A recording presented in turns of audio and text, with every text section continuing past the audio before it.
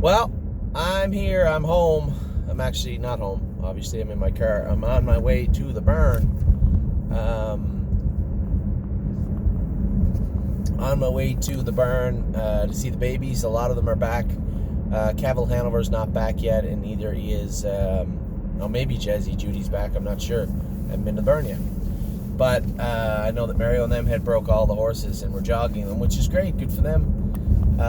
Over the next month, we'll be switching everybody around to the proper barns they need to be at. Woke up today, it's 0 right now, 10 o'clock in the morning. So obviously, when everybody got to the barn, it was really cold this morning. But I get up, went and got a Starbucks, and I love this time of season. Nothing to do with horse racing. I'm a Christmas season guy. You know, I despise Halloween. And the day it's over, I'm happy because it's over, and I'm happy because that's the first day of Christmas season. I just like the atmosphere, right? You know, I don't like the snow. Obviously, it's cold, but I like the atmosphere that goes around with Christmas. Everybody's happy. I'm the guy that likes to go to the mall, you know, on the 20th, the 21st, the 22nd. Just walk around, drink hot chocolate. Sounds corny, but my wife hates it. She hates crowds, but the kids like to come too. So this is my season. Nothing to do with horse racing, obviously.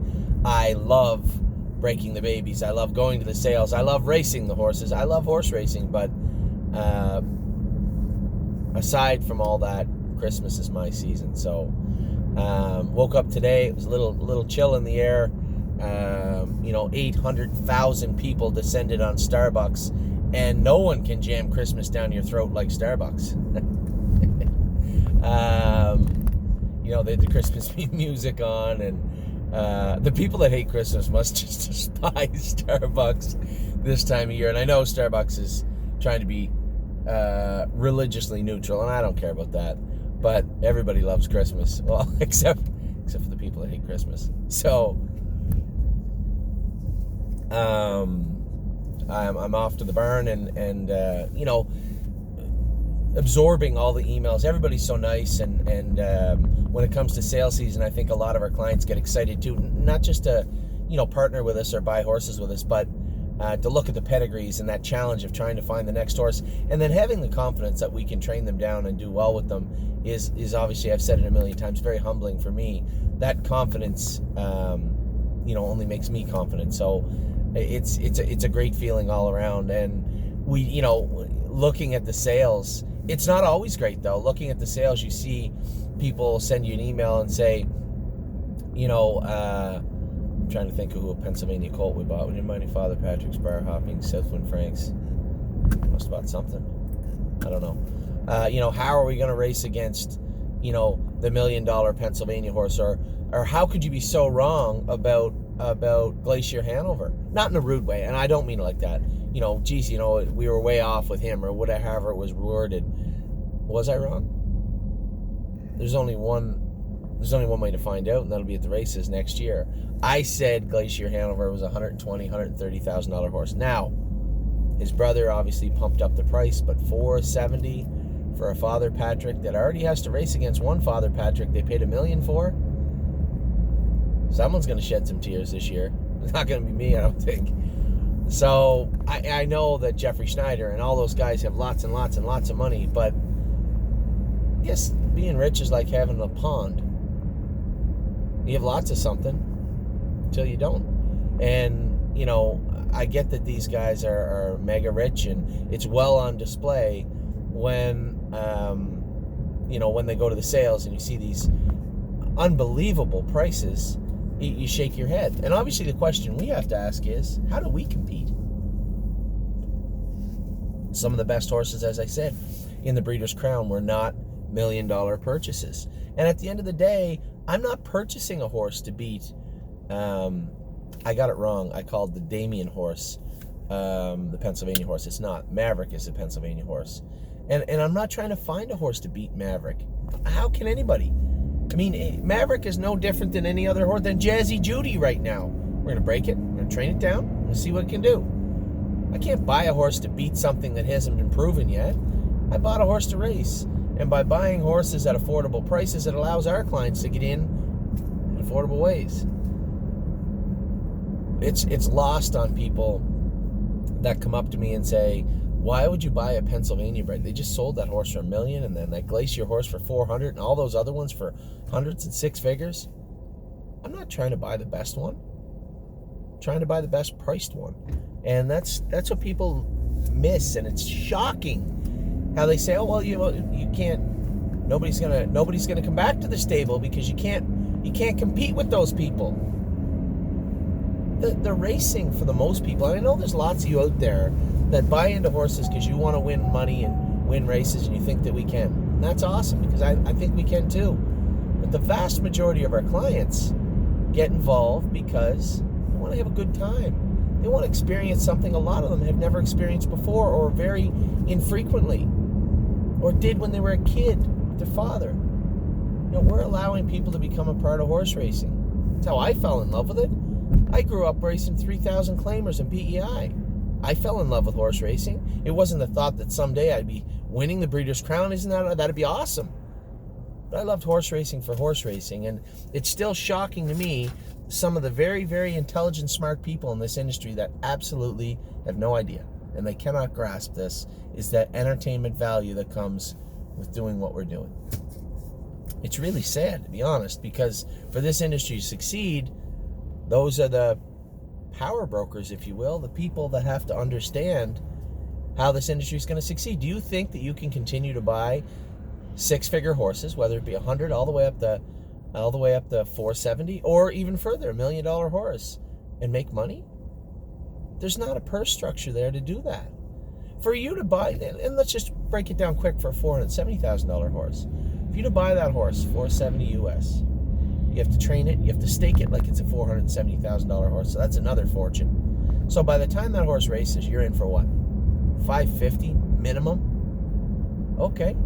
So you gotta, what if you don't race it when it's 2? Or you do race it when it's 2? That's another year of training. You guys know what the bills are in the US for shipping horses around, staking them, starting fees. Geez, you're in for another 70, 80, 90,000 maybe. Not counting vet work. So now you're looking at upwards of now Glacier Hanover is well over 600 as he starts his 3-year-old campaign. Now he'd have to be one of the top horses. If he's not, bath time. What about the guy that paid $200 for a Muscle Hill, or sorry, he's in Pennsylvania, a Bar Hopping, or another Father Patrick? What about the multiple people that paid 6 figures for those horses? It's just tough racing, and there's not a purse structure to support that high-end purchase. There just isn't, unless you're looking at stud duties, which is fantastic, great. That's tough. That's a tough one. Anyway, maybe there is, maybe I'm lost. Maybe there is a business model out there for a $470,000 Father Patrick. Maybe, I don't know. But I'm happy with the model we have. Makes me happy when I get up, get my Starbucks, and go to the barn and read the emails from our clients saying good job or too bad we didn't get this one. That makes me feel good. Feel like I've done my work, right? And I just got off the phone with somebody. I was sitting in Starbucks, and a friend of mine from the Maritimes called. We're talking about Harrisburg, and geez, I don't know how you sit there for 5 days and watch. I said, there's 900 horses sold, yearlings, pretty much sold. If you sit there and wait, and you do your homework and you price the horses, it is impossible for every horse to go at par or above what it's supposed to. So there are going to be bargains if you're looking for them. I think Cirrus Blue Chip was one. Yeah, it's an embryo transfer. Okay, I guess science loses. $16,000 for a horse that well bred. I really thought he'd bring more. Cavil Hanover sold out. I apologize, he sold out, but I told everybody we were going there to buy what I thought would be a high-end trotter. I made a mistake. I made the mistake of putting any fillies or mares on my list because the breeders, because they saw these ridiculous high prices, jumping on everything. Couldn't buy anything with a vagina in Harrisburg, at least not in the last 2 days. And people were just running them up. But I could see their argument, look at the yearling prices. It's just not sustainable in my mind. Maybe I'm wrong. People say that's the way it's always been. Look at the game. Okay, here's some homework. Look at the 5 biggest yearling purchasers in our game right now. Then do their age. Take the top 5. Take their age. Divide it by 5. All of them put together, divide by 5. That's the average age of the top 5 yearling purchasers in our game. Then look at the life expectancy for a human on this planet and tell me how good a shape our game is in. Simple math. We've got to be a genius. We need to bring new people into the game. These aren't people that are going to spend $470,000 on a Father Patrick that has to race against $1 million Father Patrick and a host of other $200,000 Father Patricks. It's great to have the shiniest yacht in the harbor. I don't know. They breathe different air than me. I don't know. Love to have a yacht, I suppose, but need to pay for one. Anyway, the game that we're playing is a totally different game than they're playing. So for those of you out there saying, geez, what if we had just got 40 more people in? I would never have purchased that horse for $470,000. Ever. I was starting to get a little queasy. 120, 130. I was very happy to buy Stacy Hanover for 45. As I said about Cavill Hanover, as somebody said, why do you go low? I think 2 reasons drove the price down. One, maybe people were a little worried about Aki Svanstedt. He's a top-notch horseman. Just do your homework, work hard, put the horse in where he can do. That brings me to the second problem. Doesn't fit any classes anymore in Pennsylvania and New York. I was trying to find a nice 3-year-old that could make a real strong 4-year-old. Race him a few times. If we got to hide him for a little bit, fine. Race him 3 or 4 times and put him away. I told somebody quite emphatically, I wouldn't sell Yes for twice what we paid for Cavill Hanover. And Yes was 5th in the Simpson. Now, he wasn't great that day, a little sick. He was the favorite in the race, but he finished 5th. The same day that Cavill Hanover won the Simpson, Yes was 5th. Different divisions, obviously. But, food for thought. So we bought a really nice, giant, muscle mass 3-year-old colt that's taken a mark of 54-3. He's already a stake winner at 2 and 3. If you just go on YouTube and put in Cavill Hanover, that's what I did when I found the videos for the email. Just go in and put Cavill Hanover in, you'll see the stake wins he has. Somebody put them up. I think we underpaid for him. That's my job, is to go and find horses that may cost less than what they're worth. I would have bid $65,000 on Cavill Hanover. Absolutely no question whatsoever yesterday. If it went for 65, I would have been signing the ticket. He went for 42. And for the people that got shut out and didn't get your shares, I really apologize, but I asked everybody and begged everybody, listen, give me some direction. If you'd like to get in on this horse or a horse that we get, what I thought would be a high-end horse, ended up being a mid-level horse, let me know. And everybody on the list for Cavill Hanover was approached about buying shares, and thankfully some of them actually diluted their shares. Some of them wanted 30, 20, and 15, and 10. Most people ended up with 5 or less. But everybody on that list got a piece of Cavill Hanover. Who knows? Might be good, he might be not. So I felt terrible. Now I've had an old friend of mine, an old horse of mine, not haunting me, but in my mind for the past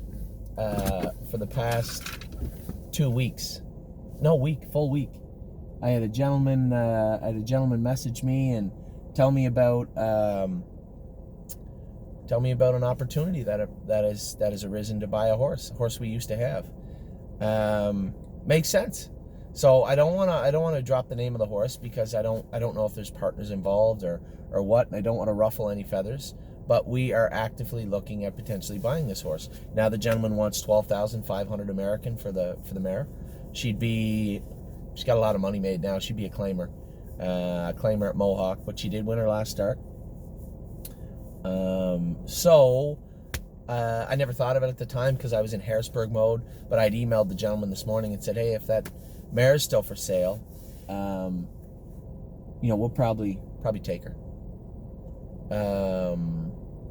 He said, yeah, just let me know, no rush. So for the people that got shut out on, what is going on here? For the people that get shut out on Cavill Hanover, there is an option to buy a horse that will be racing at Mohawk full time. I'll be sending an email out about that. I guess you're going to see the email before you see this video. I don't want to let the cat out of the bag, and it's not me trying to be clever. It's just I don't want to offend anyone, right? And I don't know who sees this video, and I don't know who's involved with the horse otherwise. So I want to go a little bit quiet on this one. But there is a mare. We will be buying her, I believe. Her the asking price for her is $12,500. Now, she's a little bit older. I'm sure her legs are a little used up. But at that price, a little bit of TLC and care probably go a long way for her. So that's a scoop on that horse. And then we have another opportunity coming up this week to potentially, I got to be very careful with this one, to potentially buy a weanling that I think is a horse we would be looking for in our high-end category next year. Breeding alone, I saw the horse up close, beautiful colt. High-end breeding, and this colt's half-sister sold for a fortune in Lexington this year. So an interesting proposition there as well. A lot going on, tons to talk about. I'm sorry, I've been rambling on about a bunch of stuff and Christmas, and Cavill Hanover sold out. This could only happen to us. So Lincoln James sells 25,000, which is 1,000 above where I was protecting him. I said I wouldn't sell him for less than 24. I didn't want to sell him for less than 24, and I wouldn't have sold him for less than 24. He sold for 25. So I'm back getting some equipment and stuff for the barn at the sales at the tack shops have on. Message from one of our clients, Lincoln James going back in the ring. What? So I walk up and I hear the announcement. Hip number 1628, Lincoln James will be reselling after hip 1650. I said, what the hell? So I call Bob Bonney, Northwood Bloodstock. I said, Bob, what's going on with the horse, man? I don't know. I guess the guy bought the wrong horse. I said, so what's that mean for us? No. You get your 25. He signed the ticket. He bid on the horse. It's his mistake. You're getting your 25. Okay, good. Sells for 27. So the guy, the only time in the history of this has ever happened, where a guy bought a horse by mistake, put it back through the ring, and it sold for more money. So the guy literally made $2,000 in 20 minutes. But what's good for the goose is good for the gander. Before you say that's not fair, if it had sold for 16, if Lincoln James goes through for 16, he's on the hook for 9. So, and it was funny. It wasn't funny. I felt terrible. There was a guy did that this year. He did that this year. The horse sold for whatever, 140 or something, whatever it was. They put it back through the ring. The guy lost $50,000 in 20 minutes. Same way. I was sick just thinking about it. So, so that's the scoop on everything. That's the scoop on that's the scoop on Lincoln James. So we got our 25,000 for him. And I'll go through just quickly. Go through with you why I bought the horse I did. I know I did it in another video, but some people didn't see it or didn't look at it. So here we go. Pretty simple, pretty easy. Anthony, why'd you buy Lincoln Hanover? Okay, Lincoln Hanover was a Chapter 7. It seemed to me that after everything, all the dust settled, the average for Chapter 7 was about $9 million. It seemed to me. Now, truthfully speaking, I think it had to be around 100 grand. So I did not pick out Cavill Hanover. I'll be the first to admit it. I did look at him, but I did not pick him out. Steve Palermo picked him out. He was with me. He goes, hey, this Lincoln Hanover horse is going through the sale. So what's a Lincoln Hanover? It's a Chapter 7 colt. He was on my list. I really liked him. Okay. So we went in the back ring. We looked at him. He was straight. Now, keep in mind, if you want to be lazy, you can hang out in the back ring and look at the horses. But there is the potential you could miss something. So I went out and looked in the back ring. I walked out into the ring, looked at the horse's legs. They were all straight, correct. Looked at his breeding. Pretty good breeding. I'm thinking, Steve, we were on our way to look at Glacier Hanover or something selling later on. and you have us looking at Lincoln Hanover. This horse is going to bring 50,000. He's not on my list. Why would I be interested in that horse?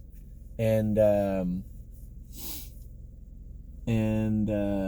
sorry, I'm just looking at a horse jog here. And he said, well, you never know. I mean, I said, Steve, he's hip 21 at Harrisburg. He's a chapter 7. I mean, hey, whatever. We got all day. Let's go. Let's look at him. And we sat there and waited. He went in the ring. I had to look twice up the board to make sure it was hip number 21 selling. We got him for $17,000. Somebody said after, how did he go so cheap? I don't know. But if you're not going to be there, if you're not going to be ready to buy a horse when it's in the ring, this happens all the time. And people that buy a lot of horses will tell you this because it's happened to them and it's happened to other people. You see the horse going, the bid, I only bid once. The bid was at 15, 15, 15. They're about to drop the hammer.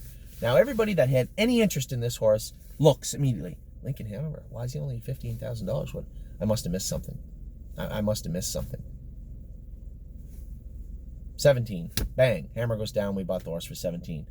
Go back, do a video of him, look at him. He's perfect. He's fine. Horse is exactly what we liked. Simply, he was undersold. He was early in the sale. People were looking at probably a lot of expensive horses. Looked at this guy, said, he's an okay $50,000 horse. Or less, whatever. But there's nobody looked at that horse and said, nah, 15. Ridiculous. So, Lincoln Hanover was purchased very easily. Next, we waited a long time for the next one. Now, I had a number of colts on my list I liked on day 1 and 2, and I ranked them all. I didn't tell you because that would be rude.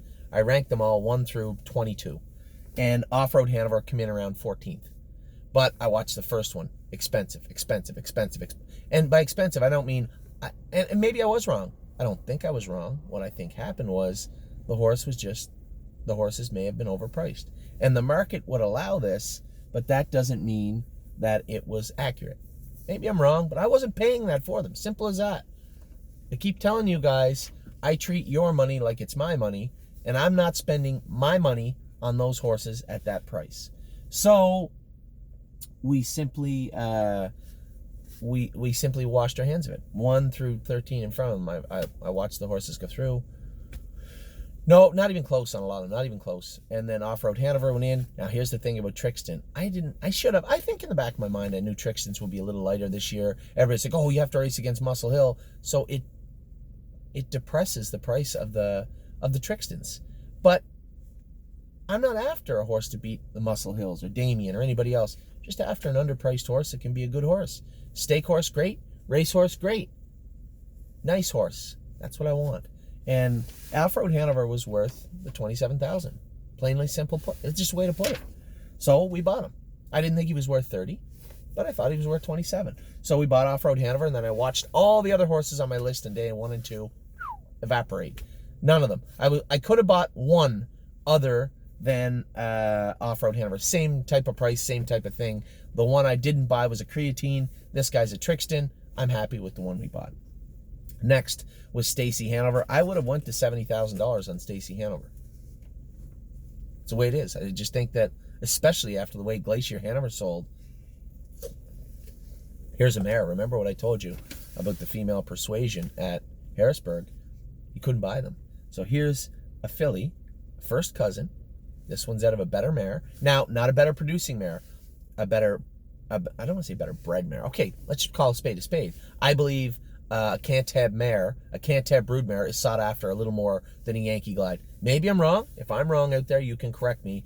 There's a number of you that know enough about breeding. I would think Yankee Glide mares are not sought after as much as Cantabs. Now, I guess it's very subjective because it's a case-by-case basis, and Glacier Hanover had a full brother by Father Patrick that did win in 52 and 3 at Lexington and made $120,000. So, full disclosure, that's fair. But this was a Trixton filly, first cousin to Glacier Hanover, out of a Cantab mare. I just assumed she'd bring a lot more money. And she didn't. Now, she did have OCDs out of her hocks. Who cares? That was a long time ago. Her hocks looked great. And she had a tumor that was removed from her mandible, her jaw. So, she's eating. She's fat. Obviously, she eats. There's no issues there. So, I was very, very happy to see... just looking at my boy here. Looking at a set of yearlings going the right way of the track. So I was very, very happy to get Stacy Hanover for $45,000. You can call it whatever you want. At the end of the day, I simply believe, again, she was worth more money. Then that was it for that day. At that point, we had 3 horses. We were looking at a couple of more, and the one I wanted so much was Won My Heart Hanover. And I told everybody afterwards, you know, I have to be careful what I say in the videos all the time. Not that anybody cares, but it only takes one person to care or take note of a horse that they didn't before. And sure, I'd love to partner with them, but that doesn't mean they want to partner with me, so it can drive the price up. So I was a little careful with Won My Heart Hanover. I ended up with her, and then Cirrus Blue Chip. I don't think I have to explain myself with Cirrus Blue Chip. $16,000 for that pedigree is how do I put it? A massive undersell. I think that's fair. And then obviously on the last, so hold on, I said I was buying 6 out of the yearling portion of the sale, and I did. But there were yearlings the next day in book 2. And I didn't go there. I went there to look at a couple of Donato Hanovers. I knew one was unattainable. And there was another one there. So I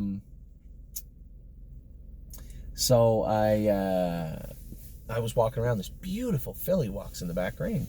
So this is the day they sell all the, you know, Delaware, Maryland ones, all the other ones, and I'm thinking to myself, who could this horse be by? Who's this horse by? And I see. Who's this horse by? And it was by Political Briefing. I'd never heard of Political Briefing, never in my life. But this was a good-looking horse.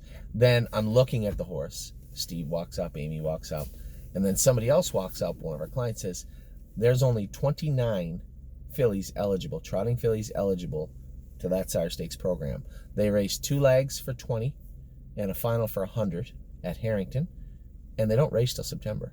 They raced 2 more legs at 20 and a final for 100 at Dover in November. That's what they race. There's my boy Johan. That's what they race in Delaware. So $280,000 in 6 races, and then, you know, a couple of prep races, 8 starts as a 2-year-old. You know, there's good money there. So I said, hold on, are you positive there's 29? He pulled it up on his phone. He said, look, Delaware eligible fillies, 29. She's on the list. Perfectly correct. Beautiful filly. Goes in the ring. Now, in all fairness, 21 was lots, but I'm trying to factor in what this horse is worth because of this. You know, how many horses? 400 eligible in Pennsylvania. There's 29 in Delaware. So Steve's there, and he said, I'll buy a piece of the filly, and I like the filly. So to be honest, I didn't really price her beforehand. I didn't want to pay a lot of money for a Political Briefing, but you're really paying for a place in the Sire Stakes. And I'd heard of the sire, I just had no idea what it was or what it produced, but you can certainly tell what a good yearling looks like, and that was a good looking yearling. So we bought her, and I assume there'll be a lot of interest in her. We have a lot of Maryland and Delaware clients. If you live in Maryland and Delaware and you've been bugging me for 2 years to buy one, I better see your name on that list in the next 2 weeks. So that is Jazzy Judy is also amongst us. Now, things are starting to take shape for the stable.ca exactly. Now, we've been fortunate, but exactly how I wanted them to. White Tiger was second, beat ahead the other day. Raced good. He was down a class. First over's never been his trip. In fact, I don't think he's ever been first over, other than somebody pointed out his first lifetime start. But he was first over for a very short period of time in that day. This was an elongated grind he was in. So, White Tiger raced great. Yes, has been lights out, tremendous. Irv Miller came to me and he says, geez, you know, this horse could be worth a lot of money at Yonkers. I know. That's where we're going to race him. So I guess we'll give Irv the opportunity to race him at Yonkers. I don't know how much he races there. I think quite a bit. If he does, and he said, you know, what do you want to do with him? I said, everybody keeps saying, when are we resting him? Well, rest him when he's tired. What I would like to do is the same thing we had with Cruising in Style and the other horses. I want those horses to go until they're tired, shut them down, give them a long rest, have them ready for late summer 2020. Keep in mind, I need everybody to understand what I'm about to tell you. That jump from the 3-year-old division to the aged horse division at 4 is a mammoth leap, and it can be very difficult for horses sometimes. I have zero interest in having Yes ready for all the major stakes in the summer. Zero interest. I have interest in having him ready for July through August, September, October, November. That's when I want Yes. I want to give him lots of time to fill out, finish maturing, or hopefully finish maturing somewhat, and turn into an even better version of himself. That's the plan for the 4-year-olds. I don't have much interest in having them ready for April and then just destroying them in the summer against 6, 7-year-olds. It's not going to happen. So Yes is going to race throughout the winter, I believe, throughout the winter into the first part of the year, and then when we decide to shut him down, we decide to shut him down. That'll be on Yes. I'm not going to tell you when that'll be. That will be up to Yes and Irv Miller to tell me when he's done for the year. Same type of trajectory with Cavill Hanover. I was trying to buy a nice horse. We're going to race him throughout the winter. If we can find classes, if he can do in Toronto, great. If there's somewhere else that he can do better, then that's where he'll be. But that's what we bought him for. White Tiger, again, same thing. Looks like he's coming around now. I suspect you're going to see a version of the 2-year-old White Tiger show up at 4. And Oso Pine, another horse coming around, picked to win in the bottom class now at Mohawk, but he liked that distance race, and I think there's lots of racing for Oso Pine also. Stonebridge Simba, he might need a little rest. He's been sick 2 or 3 times this summer. That takes its toll. Maybe have him, rest him for a month and bring him back for the winter into the spring, right up until summer, and then shut him down for a little while. Also, West 52nd, sky's the limit with this guy. I mean, do I think he's as good as Yes? No, he's not as good as them, but there's lots of racing for him throughout the winter also, and when he's tired, we'll give him a rest. Cruising in Style, looked good the other night. Another win. He was a winner the other day. And Cabernet was also a winner the other day, her first lifetime start. So when you look at what happened, the absolute abomination that was the winter and spring schedule for the stable.ca in 2018/19, and I told everybody I was not going to make that mistake again. When I look at who we have and what we're doing, Yes, Cavill Hanover, White Tiger, Oso Pine, Simba, West 52nd, Cruising in Style, pretty good start. Now, by the time these guys are ready to shut down, now we have a lot of our 2-year-olds turning 3 ready to go again. Horses that I think are exceptionally talented animals. Horses that I'm very, very interested in. So, everything is going according to plan right now for the stable. So that's it. That's your opening. So happy. The sale season's over pretty much. The sale season is... Who's doing all the beeping? The sale season is pretty much over. What are these people doing? The sale season's pretty much over for us. We do have Ohio next week, but I don't think there's a whole lot from Ohio for us. But you never know. I'll have a complete list of the yearlings out. I'm going to have to take stock of everything today that is on the premises. We still have our Indiana horses never got here yet because of what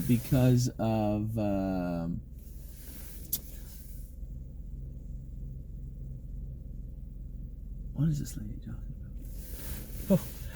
We still don't have our Indiana horses yet. They haven't got here yet, but we will have them here on Monday, and there'll be some other horses coming with them. Another 3 from Ohio, 5 from Ohio, 3 from Ohio, and 2 from around here. 7 more yearlings are set to come on.